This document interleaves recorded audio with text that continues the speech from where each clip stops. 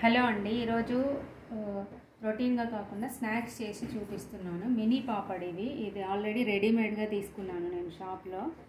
ఇప్పుడు ఇవి onions chop చేసి పెట్టుకున్నాను, టమాటో, మసాలా, నిమ్మరసం. ఇప్పుడు తీసుకొని ఆనియన్, లైట్గా టమాటో,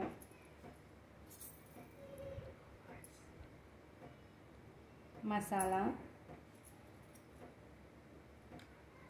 లైట్గా నిమ్మరసం, ఇలా అన్నీ ప్రిపేర్ చేసి పెట్టుకొని టేస్ట్ చేయండి.